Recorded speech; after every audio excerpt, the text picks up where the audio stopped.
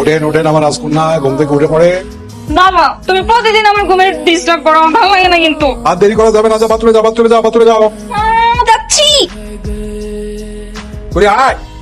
বাবা আমি এখন বড় হচ্ছি না, আমি নিজের কাজ নিজে করতে পারি তো নাকি? তুই আমার কাছে ছোটই আছিস এবং চিরকাল ছোটই থাকবি। বাবা তাই বলে তুমি আমাকে প্রতিদিন 2 ঘন্টা আগে ঘুম থেকে তুলবা? এটা কোনো কথা? হ্যাঁ, আর বেশি কষ্ট করতে হবে না, মাত্র 3 দিন পরে তোর সময় মতো আমি তোরে ডেকে দেবো। তোমার চাকরিটা 3 দিন আছে? কত আর 40 বছর ধরে চাকরি করছে তো, 3 দিন পরে 31 তারিখ ওই দিন আমার চাকরি শেষ।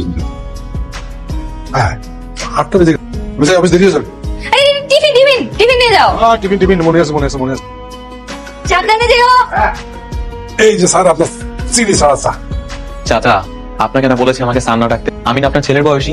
স্যার কি যে বলেন, আপনি হলেন অফিসার, আমার স্যার। আপনার স্যার বলবো তো কি বলবো? আপনাকে নিয়ে পারলাম না।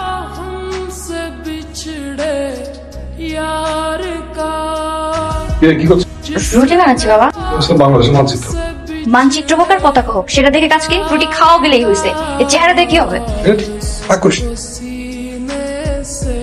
কি ব্যাপার মতিন চাচা, এত খুশি কেন? না স্যার, এই আপনাদের খুশিতে আমার খুশি। বাবা এনো, এটা তোমার জন্য। তোমার জন্য আর কার? আজকে তোমার অফিসের শেষ দিন না, তুমি বক্তৃতা দিবা, সবাই তোমার ছবি তুলবে, ভিডিও করবে, তার জন্য নতুন একটা জামা লাগবে না? এসে কি আমার সাথে কে কিনছে? কে আবার? আমি কিনছি। টাকা পাইলি কোন? হাত খরচের যে টাকা দিছো সেখান থেকে জমা কিনছি। আমার ইচ্ছা ছিল তোমাকে একটা শার্ট উপহার দেবো, এই জন্য। পাগল মেয়ে, তুই যাবি না? না ও যাবো না মানে? আমার বাবার অফিসে আজকে শেষ দিন, সবাই মিলে এত আয়োজন করবে আর আমি যাবো না? সবাই আমার বাবাকে সম্মান দেবে, আমি নিজের চোখে না দেখে থাকতে পারবো? ওয়েলকাম। চাচা উনি কে? আমার মেয়ে। আসসালামু আলাইকুম। ওয়ালাইকুম আসসালাম।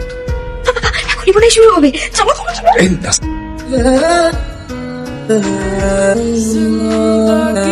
এই স্যারকে চলে যাচ্ছেন? হ্যাঁ চাচা, 5টা বেজে গেল তো। চাচা আজকে তো আপনার অফিসের শেষ।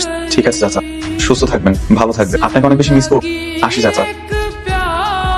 বাবা সবাই তো চলে গেল, চলো বাড়ি যাই। আমার বোধহয় ফিরে আসবে।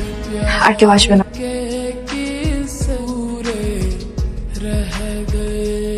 বাবা তুমি তো আজকে থেকে আর কষ্ট করে প্রতিদিন সকালে নিয়ম করে তোমাকে অফিস যাওয়া লাগবে না, আমাকেও তোমার জন্য 2 ঘন্টা আগে ঘুম থেকে ওঠা লাগবে। খুব জ্বালাই। ওরা তোমার রিটায়ারমেন্ট সেলিব্রেট করেন তো কি হয়েছে? তোমার মেয়ে আছে না? না কান্না করতেছো কেন বাবা?